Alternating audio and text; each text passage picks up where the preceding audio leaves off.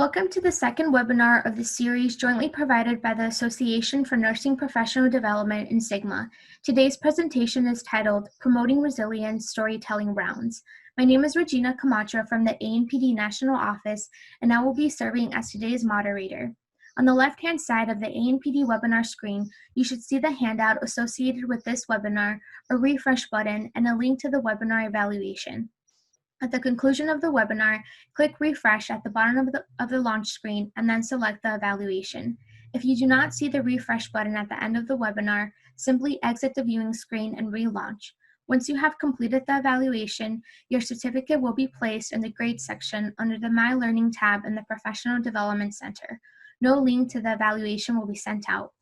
Throughout the presentation, you can submit questions through the Zoom Q&A box at the bottom of your screen.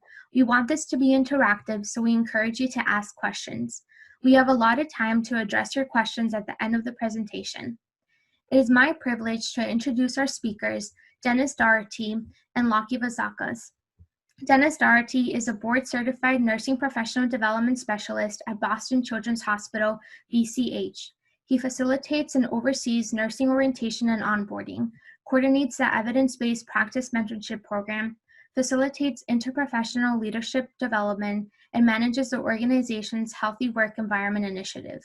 In an effort to support his colleagues on the front line at BCH, Dennis led the planning, development, and implementation of the three-part Promoting Resilience webinar series. This series has been adapted to share with the ANPD and Sigma audience. Lockie Vazakas is an artist and resident at Boston Children's Hospital. He has produced collaborative videos with women in recovery, returning veterans, refugees, and people living with mental illness.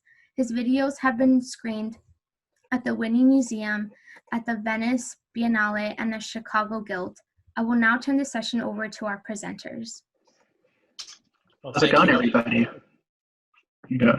I'm going to start off with a quick story. In my bio, they mentioned that I manage our hospital's Healthy Work Environment program. And so 2 years ago, I basically started a program where I positioned myself to help staff on the front line learn about healthy work environment, manage assessments at the local areas. And in 2019, a bunch of areas participated in a enterprise-wide assessment, and everyone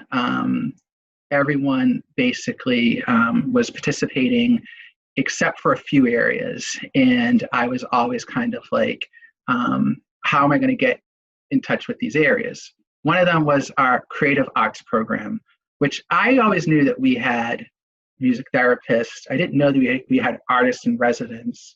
And so by chance, someone asked me to come and talk about healthy work environment at a retreat for the creative arts program.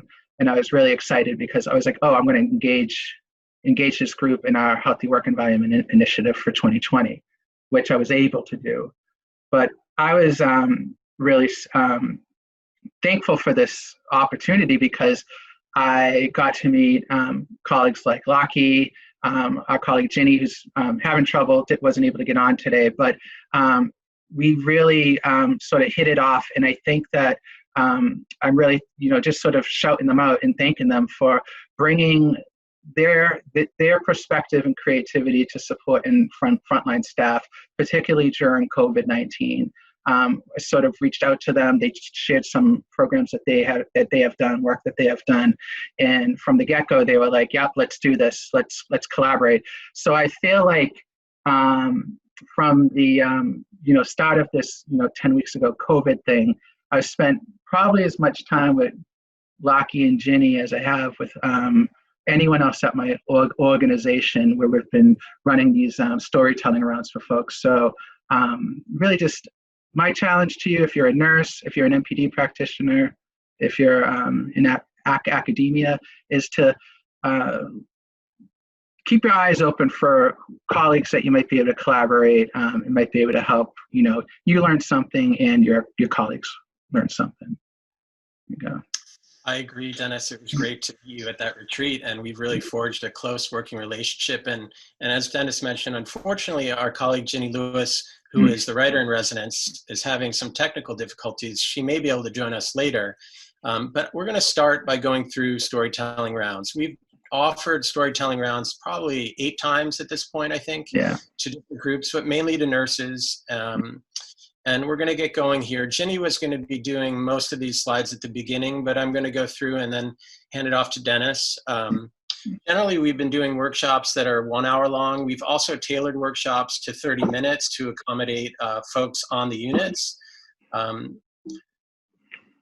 So let's see here. We don't have any conflict of interest. There's no commercial support for this program. Here's our topic outline, why narrative, expressive writing and storytelling as an evidence-based practice, the art of listening, which is an essential component of what we're offering today, learning to empathize. We're going to also talk about how we've been structuring these workshops and how you could structure some of your own. We'll be talking about the facilitation in the moment using Zoom, and we'll also we'll offer some prompts, and we definitely want to show examples of videos that have been created in the course of storytelling rounds, and we want to leave time for a Q&A. So narrative storytelling are a form of critical reflection. We want to make knowledge and understandings explicit, and we want to have people reflect around personal beliefs and practice. We want to develop a narrative competence to join patients and families in their health journey. And I'd say that I'm a video artist, and I primarily am working with patients and families on journey projects. And at Yale New Haven, where I worked for 14 years, my colleagues and I developed a whole curriculum around journey. I think this is, in essence, we're all strengthening our listening skills, our interpersonal communications. I mean, just the fact that Dennis and I, from really different sides of the same coin, are connecting very frequently. We've built a strong working relationship. He's also working with music therapy, and I think moving forward, we're all going to have to forge very strong relationships with different disciplines, chaplaincy, social work. So keep that in mind as we're working on these competencies. This is a quote from Rita Sharon, who is one of the point people for Columbia Narrative Medicine. Sick people need clinicians who can understand their diseases, treat their medical problems, and accompany them through their illnesses. Despite medicine's recent dazzling technological progress in diagnosing and treating illnesses, clinicians sometimes lack the capacities to recognize the plights of their patients, to extend empathy toward those who suffer, and to join honestly and courageously with their patients in their illness. I'm going to hand it off to Dennis, and he's going to talk about critical reflective inquiry. Yeah, I think this is a great way to bring it in into nursing. Susie Kim, she's a nurse scientist, a researcher, and she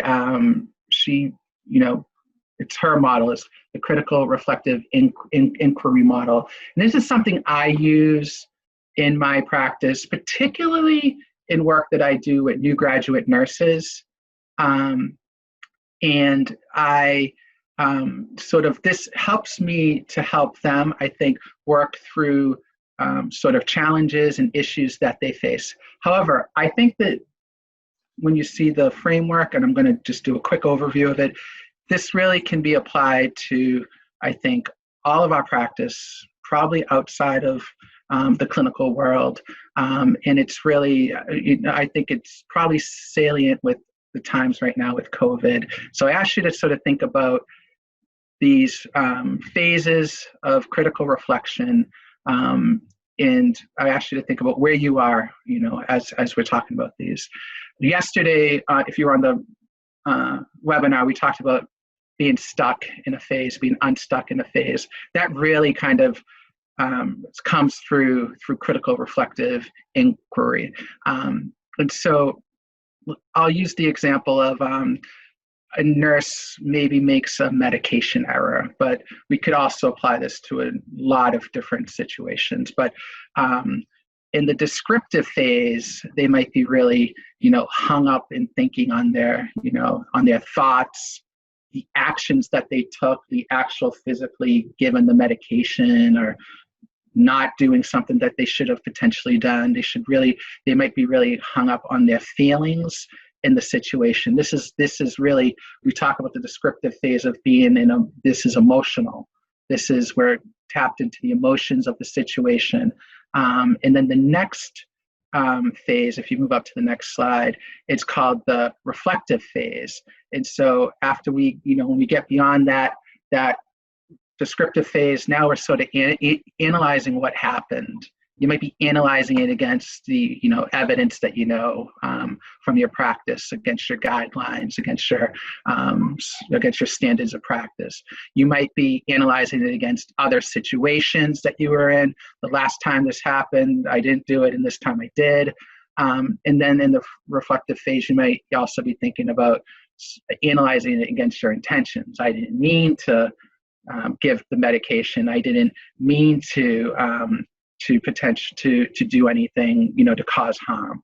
So this is the reflective phase. And the last phase is the critical or the emancipatory phase. And so emancipatory, I think, is the key word here. So we're, sort of being critical of what happened, and what we're getting to the points where we can be emancipated from the event. So we're, sort of critiquing our practice in terms of the conflicts, in terms of inconsistencies. We are also sort of looking at it in terms of how we change our practice. What are we going to do next, different next time? And we, this is really about the learning. We're learning from a situation. We're learning something that can be applied to the future. And when we do that, we sort of go through the critical reflective process and we emancipate from that situation. I think about, a new graduate nurse makes a medical error. Sometimes as an NPD practitioner, I got to help them along. I got to help them along through the process. And so Aslin and Fain, if you go to the next slide, they actually published a tool that you could use to sort of self-assess and see assess and see where someone is in which one of these stages. Are they stuck in that descriptive phase? Are they stuck in the reflective phase? How do we get them to emancipate and move on? And so we talk about critical reflection. We would ask them, to identify a practice situation that you have given considerable thought to in the recent or in the distant past, and think back on your perceptions of that situation and answer the following items. This is a long tool. I'm going to share a question from each of the phases just to give you a sense of, sort of how the thinking would be. The way the tool works is you're rating yourself on a scale. But in the descriptive phase, right, you might ask yourself if the action of the situation accurately describes one's thoughts at the time. So we're really, again, we're thinking about thoughts and actions and emotions. And the reflective phase, we're thinking about, have I thought about what personal values guided my actions? And then in the critical emancipatory phase, we ask ourselves, did we think about, a possibility that they need to revise their knowledge or revise their practice? That's really taking that learning and something that they can apply it to the future, right? So descriptive, reflective, and emancipatory. I just want to pause for a second and, similar, if you were on yesterday, similar to how we talked about the, fear versus growth versus learning versus growth. I want to think about descriptive versus reflective versus emancipatory in terms of the COVID situation. And so just for a minute, just think to yourself, which phase am I in? So if we go to the next slide, which reflective phase are you currently in? We're not gonna, you don't have to, but if you wanted to share on the chat, are you in the descriptive phase? Are you in the reflective phase? Are you in the critical, the emancipatory phase? This could really be related to an aspect of COVID of what's happening right now. It could be work related. You could also take it home. You could think about your work at home. So, or your life at home, your family life, whatever it's, something that might be giving you challenges right now, something that you might be thinking a lot about. We talk about, really just going over and replaying in our head. So I've seen a few panelists to saying reflective. And that's, this is good. There's no right or wrong answer. Right. And in the comments, critical emancipatory phase, how do we take what we learn and move past this? And that's what this is really about. Learn from a situation, move on from it, and go on. And I, share this here because this is critical. It's reflection, and we need to, we want to provide opportunities for folks to reflect. And this is what Storytelling Rounds does. When we bring people into our Zoom meetings, we're asking them to reflect.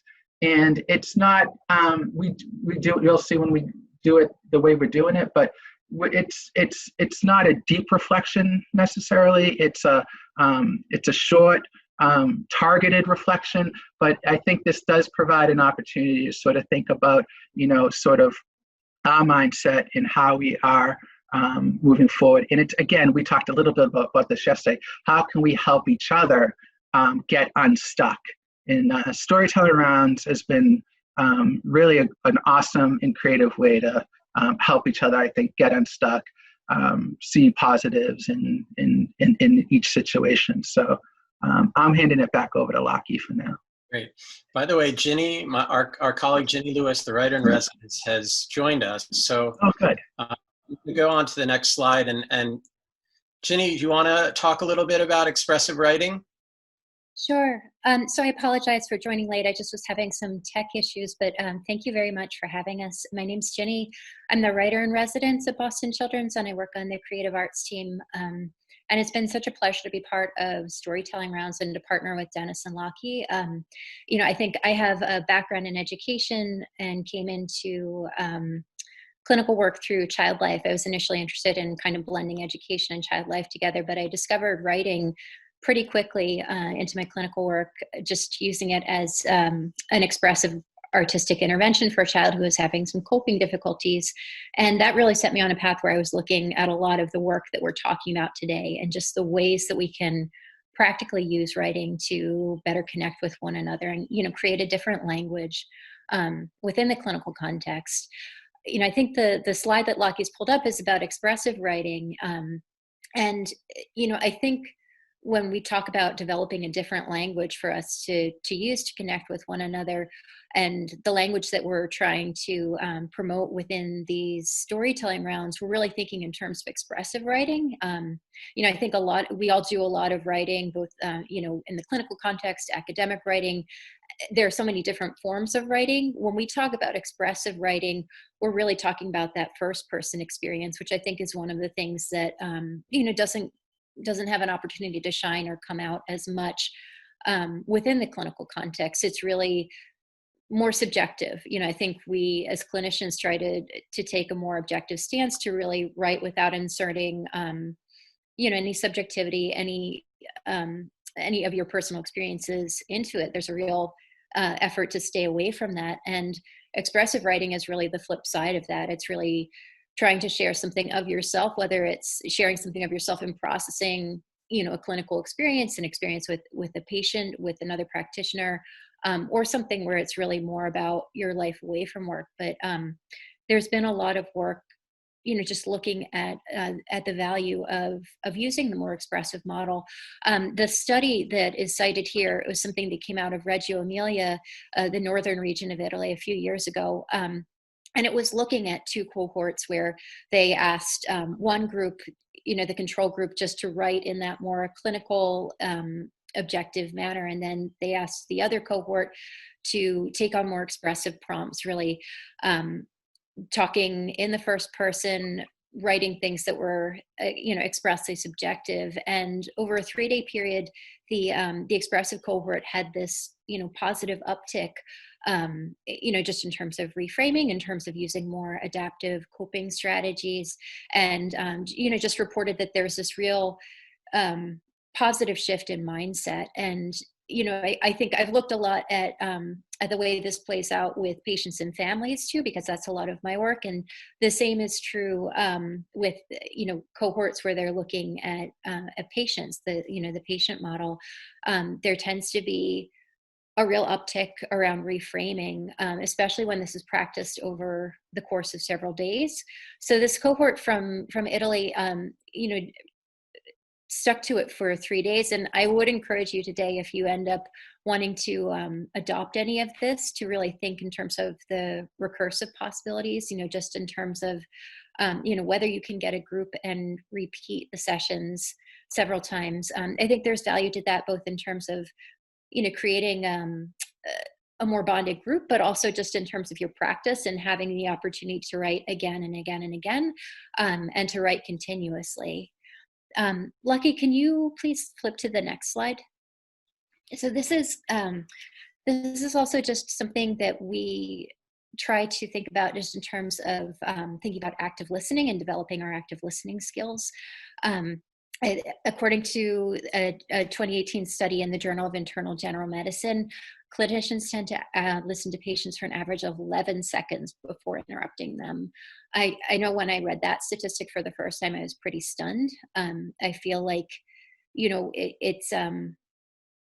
it is pretty striking to think just about how much time we give to patients and families in terms of allowing them to speak. But I also just thought it would be fascinating to see how much lead time there is before clinician to clinician we interrupt one another. I mean, I think that it's really hard in terms of the pacing of our environment to think about slowing down and having those more patient conversations. Sometimes it's really just not a possibility. But again, this is something where with the storytelling rounds, you can practice a different way of both communicating yourself and communicating your writing, but also taking time to really just drink in what somebody else is sharing from their own personal narrative. I think there are some protocols and pedagogies around ways to listen within these cohorts. But, I think just the act of honoring someone else's story, even when it's for a short period, like what we practice within these rounds, can be really powerful. And, it's another opportunity to slow down and be still. I think also there's, just another opportunity to develop your empathy and just that act of perspective taking, which I think is something that gets practiced, within our various roles. But I think, literature and writing are another way to just continuously practice that too. There's I think a reason that we love fiction stories sometimes, and slipping into someone else's perspective, hearing about someone else's life, and just walking in someone else's shoes, even if it's for 5 minutes. And it can be incredibly powerful to do that with a cohort of people who you already know well. It is amazing to see what comes out in these rounds, just in terms of some of the stories that are shared, particularly around this time. I mean, this is a very distinct moment in time for all of us, and just hearing about different people's coping strategies and what the day-to-day looks like for people who we know well, other fellow practitioners we know well. It's pretty amazing just when you peel that one layer back to hear what people are open to sharing. Lucky, can you please flip to the next slide? And this is just a quote that came out of that Reggio Emilia study that I think is especially powerful. It just says, "Expressive writing is an important strategy for preventing and managing the effects of compassion fatigue. It helps to educate caregivers in recognizing these feelings and providing them with space and a time for their reflection. And this, in turn, results in significant positive repercussions on the quality of service, reducing burnout risk, implementing coping strategies, and increasing perceived work satisfaction. Reflecting occasionally and writing about ambiguous and emotionally charged situations helps in many ways. It facilitates clarification and problem solving. It makes one more spontaneous and present in social situations, more in tune with others, and more available to interact. People begin to interact differently with others and to see themselves in a new light after writing about an emotional subject." And Lucky, I'll just turn it back over to you. I just want to talk briefly about how we've structured these particular expressive narrative workshops. You know, we're obviously, we do some introductions, we established a safe space, and Ginny generally has begun these sessions with the reading of a poem or a piece of prose just to get people focused. We then offer a writing prompt taking 10 to 15 minutes, but obviously you could adjust for your particular cohort. But we've generally found with Dennis and Ginny that at 10 minutes has been really effective. We then reconvene, we exchange work, we enter into a dialogue, and, you know, as facilitators, we're always trying to sustain the conversation and encourage folks.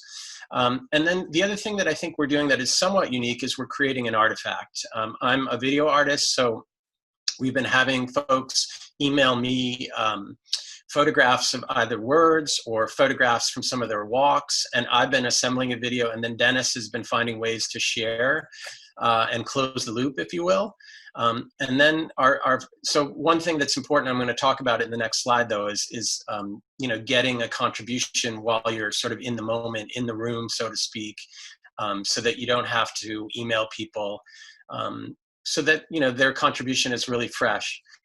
We generally close with a guided meditation or a reflection, a visualization. And again, most of our interactions have been generally 60 minutes, but we've tailored them on the units for 30 minutes. I would jump in just to share that when we've done this at the hospital, we're doing much smaller groups. We actually 265 on our meeting today, our webinar today. So, you know, our groups have been between, you know, 10 to 30 participants, and it's just, I think, in the way you engage your audience is really what's key to helping create that safe psychological space to share and build on each other's. And we generally all contribute in the course of a workshop. So Dennis just jumped in, Ginny jumps in. You know, listening actively is the key, and I'm generally taking notes while someone is sharing, so that I can kind of acknowledge and express gratitude for their sharing. You know, if a group is having some issues getting started, it's important to be ready to share as a facilitator your own work. You know, ask clarifying questions to keep the dialogue going. And then, you know, framing the possibilities, as I said, for this final artifact. And I feel like that's an important part of the process, is kind of closing the loop and giving people a chance to show that, yes, we were connected in this Zoom room, and now we're also connected by this piece of writing, this video, this song that folks have really been have been responding to. Again, requesting that all the elements be sent to facilitators prior to the end of the session, so that you know, the artifact can be created in a timely manner. And then, you know, I try to do it with all the kids I work with in the hospital, having time for reflection and, you know, a guided visualization. I think it's really important to give people a chance to reflect, pause, and feel a bit refreshed, because some heavy stuff can be introduced in the course of a workshop. So closing with a guided visualization has been well received. Ginny, you want to take it over here?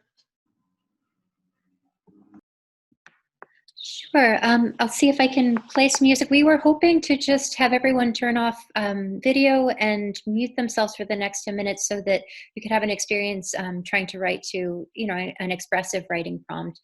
Our prompt for today is just to write about one time within the last 8 weeks when you surprised yourself. I'll try to pull up a little bit of music just so you have something in the background. I think it's important to point out that this is just you getting words down. You're not going to have to share this. We're just looking for you to sort of explore the prompt that we're using today. And you know, if you don't want to write, you can, you know, do bullets. You can draw a sketch, whatever you want to do. But the idea is to spend a little time exploring the prompt, and then we'll come together. Jenny, I'm going to say 5 minutes just for the timing of this one, because we started a little bit later. Is that okay? Yeah, that sounds good, Dennis. Okay. So we're going to come back in 5 minutes. Great.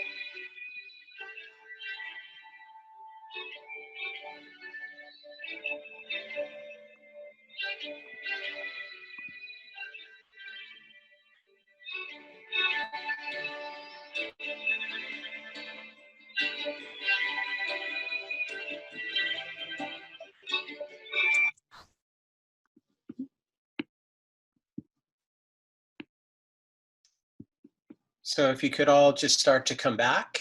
I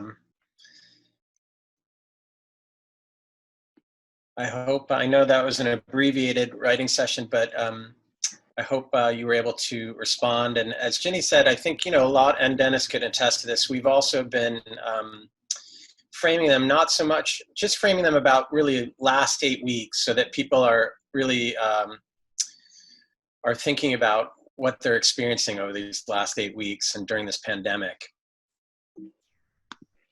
So I'm going to be sharing 3 short videos, each one created by a participant in a recent storytelling rounds. And Dennis, do you want to provide any more context? Yeah, I think that what we're trying to sort of show you here is what would happen in the in the actual session where we're sharing. So just sort of, I think, try to actively listen to what each participant is reading from their writing. They've written to the same prompt we asked you to. And we have a staff nurse, we have a nursing professional development practitioner, and we have a nursing professor who have all participated in past sessions, and we invited them to share today. So they're pretty quick, but just to get a sense of what other people write about.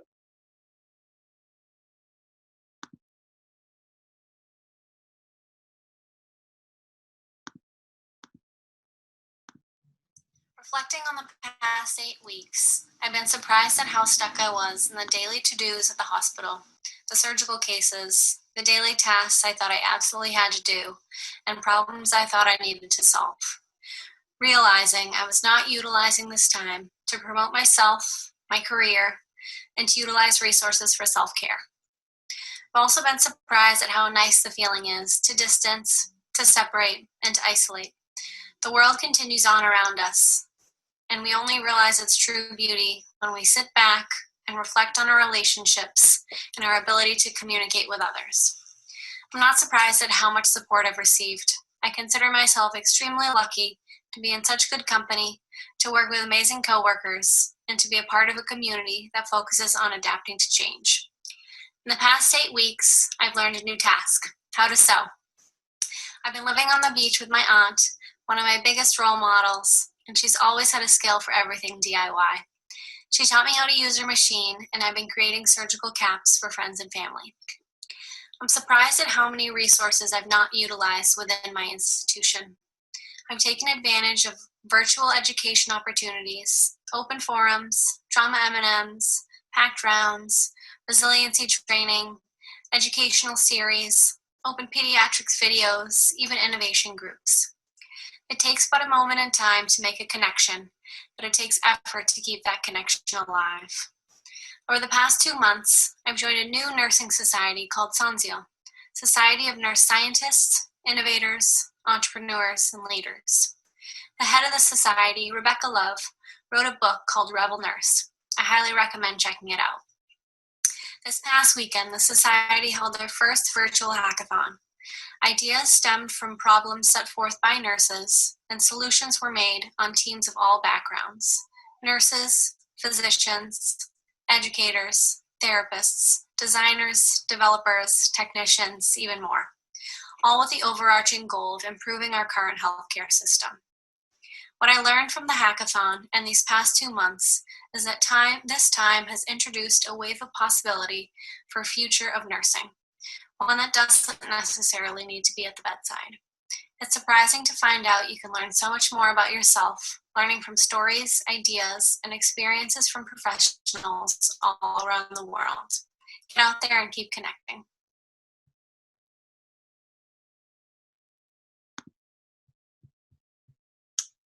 And here is the second video.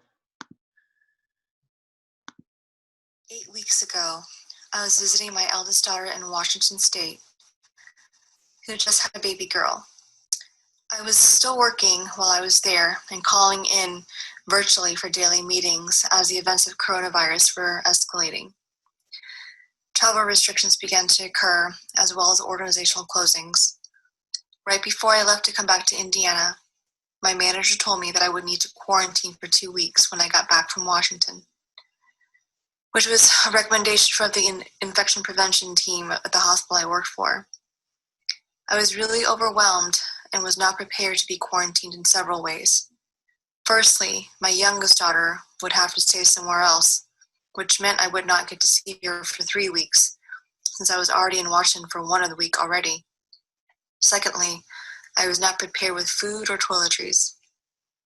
Thirdly, definitely not prepared to work from home. I'd never experienced remote working before and didn't like the idea of virtual meetings in the past. I surprised myself, though, becoming more proficient at virtual work and innovative with my work and presentations. My educational content was more created virtually than ever before, and it brought out the artist in me that had been lost as I got older and busy with life.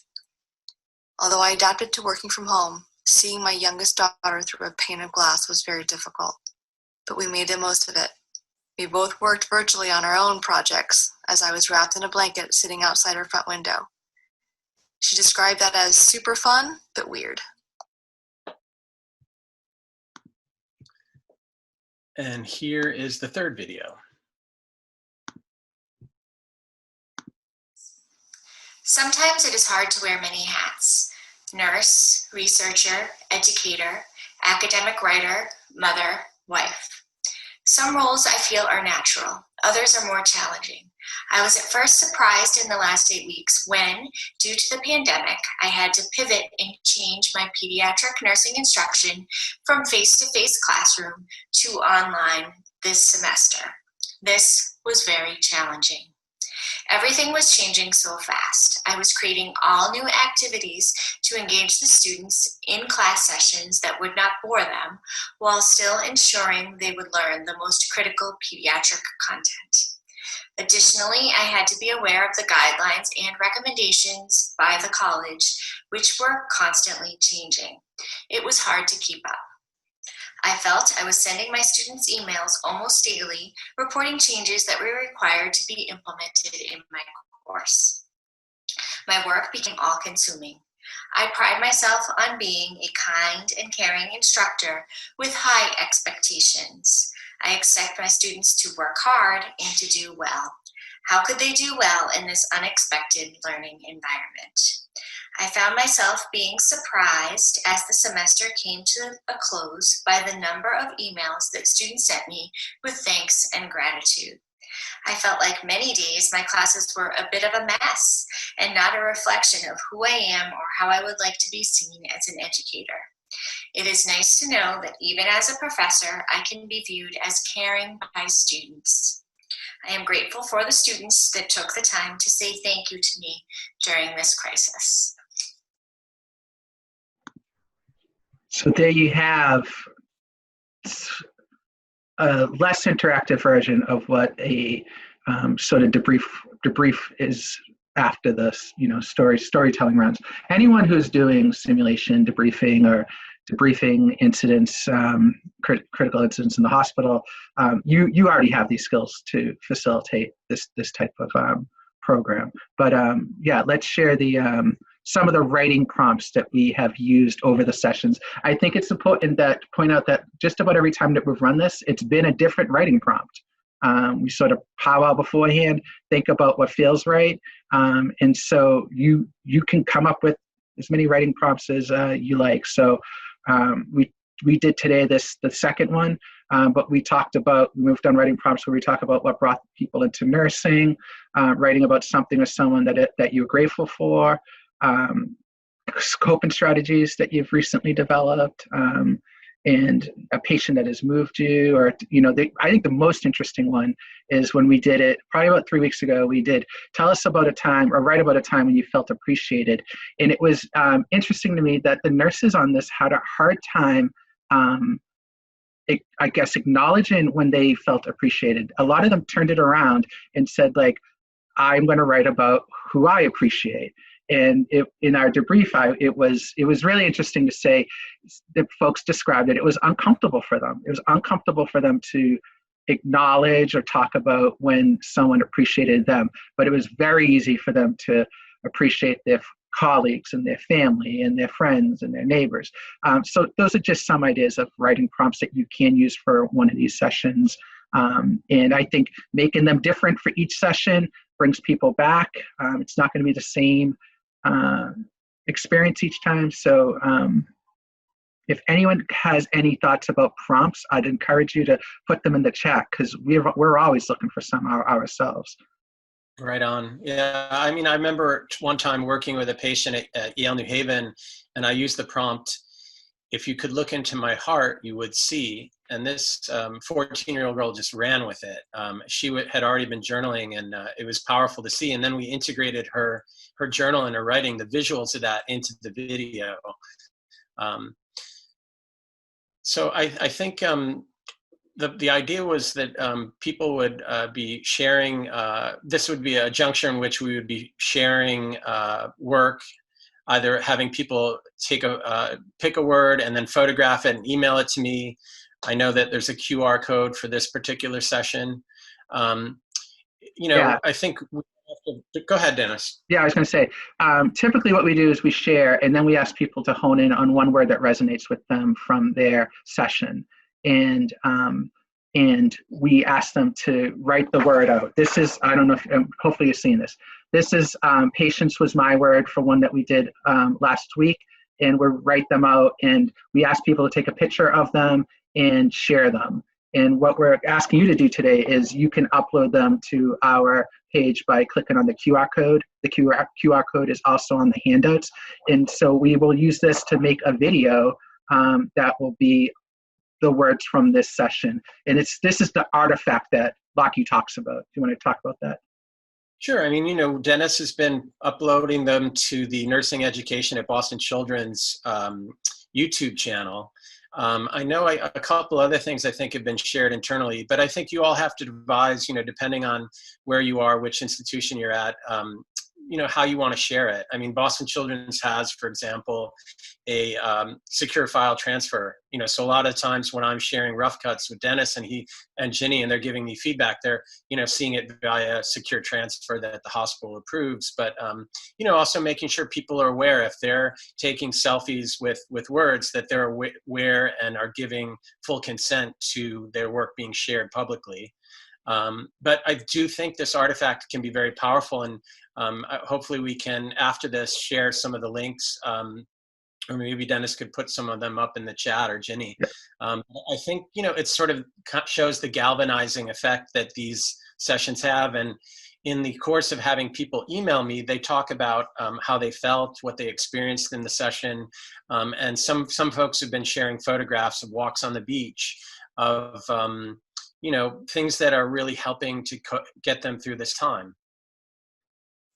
So please share write a word, write it in block letters, use a pen, paper, lipstick, crayon, whatever you have to write on, and share it through the QR code on the Sigma site, and that will become a video. So thank you.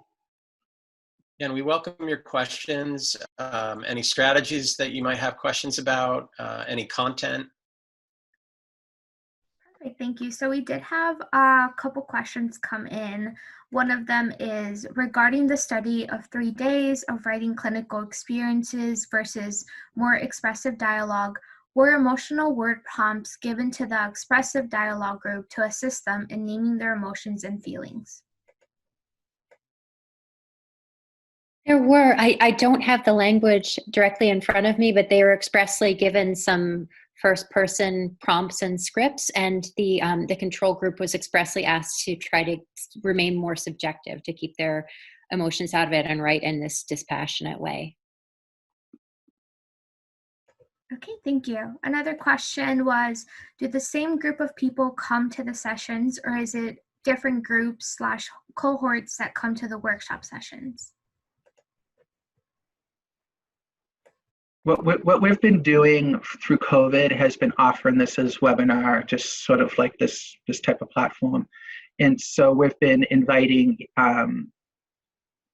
all come one, come all, nurses, clinical assistants, child life specialists, whoever, to come to these sessions. And just from that, we've had folks, departments, I think, reach out. Someone's participated. This would be really great for my department. Can you do it for a staff meeting? Can you do it for can you do a special rounds for our group? So I think that it's this is pretty unique I'm speaking for my institution. People come into it not knowing what to expect. We purposely don't share a lot. We just come, check it out, allow yourself to be surprised. And then we, usually at the end of these sessions, the messages that we get are, this is so great. This is the first time in weeks that I spent time thinking about, working on myself, thinking about, something positive. And so I think, it's really, try to get people engaged, and I think it can sort of get a little bit contagious from there. It could spread. I agree. And the other thing I would mention is that there have been some folks who've been quarantined or who are working from home, and they've also discussed how it helped them reconnect with colleagues on the main campus. We've had a lot of folks from satellite locations join. So Dennis, Ginny, and I have gotten to meet virtually some folks who we would never really come across, in person. But I also think there's been a through line around people feeling a little less isolated as a result of engaging in these workshops. Perfect, thank you. Do you have any strategies as to how to help nurses own their power, so to speak, with regard to being appreciated? Can you repeat the question? Sure. Do you have any strategies as to how to help nurses own their power, so to speak, with regard to being appreciated? Do you have any thoughts, Lockie or Jenny? Well, I mean, one thought I had is that Ginny and I have done a couple of workshops on one of the units at Boston Children's, specifically 7 West. And I think what was revelatory for me, which was really impressive, was how tightly connected this unit is. And Ginny and I have worked with patients pretty frequently on the unit. And we know some of the nurses, some of the CAs, but the nurse manager was really the champion of these workshops. And, we were literally sitting in a conference room, we were starting the session, and the nurse manager was going around and inviting her staff, and obviously, it's a timing thing, but I think, what we heard around that table was, it is hard to sometimes acknowledge appreciation, but I think now it's a really important time to acknowledge it when most of the world is the people are looking at nurses and caregivers in a very different light, and practically a heroic light. And of course that can be very difficult to accept. But I think one of the ways that we could do that is to provide opportunities on units where people are working, and working with a nurse manager to find the right time to institute something that's digestible, something that allows people to connect and to appreciate how everybody's helping each other on the unit. I also view it's like my role. This is just me personally, but my role to challenge people. So one example is when we did the appreciation prompt, and people sort of deferred to appreciating other people. I sort of was kind of like challenged them to say, certainly there's something going on that, in the last 8 weeks that you must feel a little bit appreciated, because I can't go anywhere without somebody appreciating nurses and healthcare workers. It's crazy. And once people, I think, were pushed into that a little bit, it was a very powerful storytelling round. It got a little emotional, I think, for some people. And I think that was a good thing, because I think sometimes we need to be pushed to, to accept that we are appreciated, to accept that it's meaningful recognition to me. So accept that. One thing that I found to be really powerful as well is the opportunities to share patient and family writing that's been consented that's about nursing. I think Lockie and I did a workshop with some perinatal fellows recently where we were able to share a piece of writing that had been created by a mother I was working with in the NICU who, was very candid about just what a struggle that particular mission had been. She was, mother of 9. So, really a seasoned mom, a pro, and just said, this is really very different for me, and talked about the struggles and the challenges of the environment, and really got to the end though and just said, there was that one nurse. I mean, she didn't name her by name, but she talked about her qualities and just said she was one who understood how difficult it was for me to be deprived of touch, and who took the small steps to really put me closer to the baby, and really reflected back what I needed to hear at the time.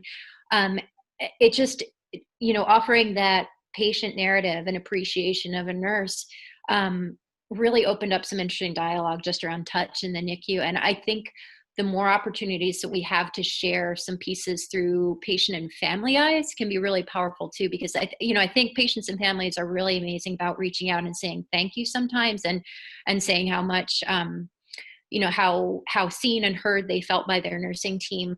But I think that when we give opportunities for patients and families to take some space to actually reflect, a little more deeply on why and what happened, like being able to show that through their eyes and using their words is really powerful. And, I think that the flip side of that too is we hear some really amazing stories through nursing about their care experiences for families and patients, and the patients and families have really moved them. I think anytime that we have an opportunity to kind of promote that exchange, I think you just see different sides of your practice, and hearing other people's appreciations of your work can make you own it more, in a sense. Dennis, do you want to talk really quick? Because I think there's a question about who are we sharing the videos with?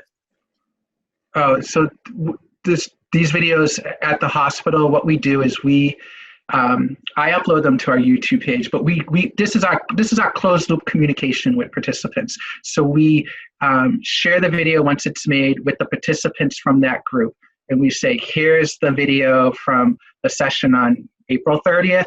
The prompt was this, and it's a way to, I think, it's like that closed loop communication. It's another way of boosting knowledge. It's a way to remind people about what happened at the session, what their word was. They might have written that word, sent it to Lockie, and haven't thought about it until they came back to see the video. And the videos aren't that long. The longest one we have is 4 minutes, but they're, 90 seconds to 2 minutes for the most part. And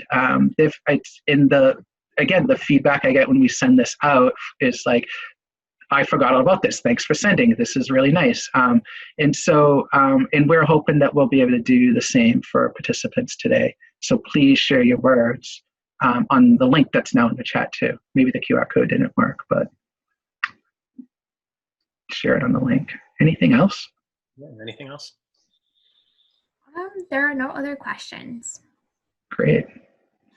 All right. Thank you for participating in today's webcast jointly provided by ANPD and Sigma.